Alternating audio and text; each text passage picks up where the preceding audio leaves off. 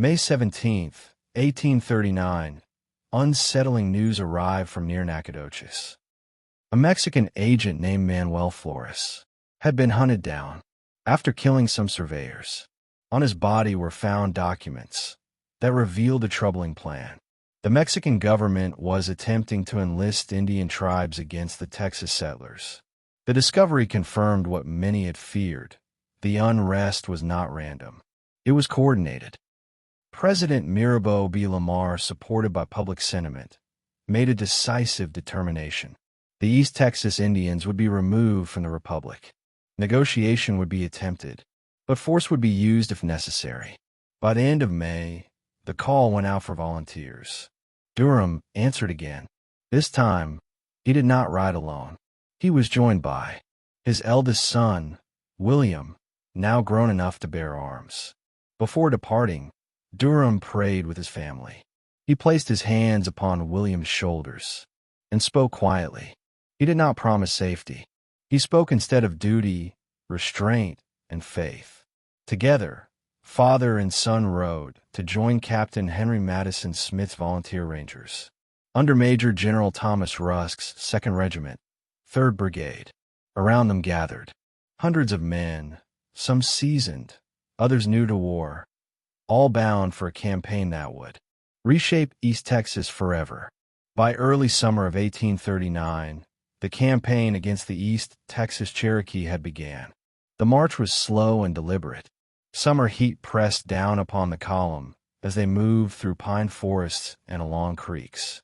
By July, the Texian forces gathered near Council Creek, not far from the principal Cherokee village led by Chief Bull. Commissioners were sent to negotiate removal. For 2 days, talks continued. The Cherokee agreed in principle to leave Texas and accept compensation for their crops, but refused to sign a treaty that included an armed escort. Fearing betrayal, the impasse could not be resolved. On July 15th, the commissioners informed the Cherokee that the army would advance. Those willing to accept the treaty were instructed to display a white flag. At dawn, the Texian forces began their march. The Battle of the Neches began a few miles west of present-day Tyler. Gunfire erupted as the Cherokee resisted the advance. Smoke drifted through the trees, stinging eyes and lungs. Commands were shouted, often lost in the noise. Durham moved with his company, steady and deliberate, firing only when necessary. He kept William close. By sundown, the field fell quiet. 3 Texians lay dead, 5 wounded. 18 Cherokee had been killed. The survivors withdrew, slipping into the dense forest beyond reach. That night, camp was somber. Wounded men were tended by firelight. Shirts were torn into bandages. At dawn on July 16th, pursuit resumed. Scouts located the fleeing Cherokee near the headwaters of the Neches River, in what is now Van Zandt County. A skirmish broke out near cornfields and crude shelters. The Cherokee fought desperately, seeking cover in the fields and huts. Durham advanced through tall stalks of corn, ears brushing his shoulders. Shots rang out at close range. The fighting was confused, fast, and brutal. Reinforcements arrived under Rusk and Burleson, and within half an hour the Cherokee were driven toward the river bottoms. It was there that Chief Bull was killed. With his fall, organized resistance collapsed.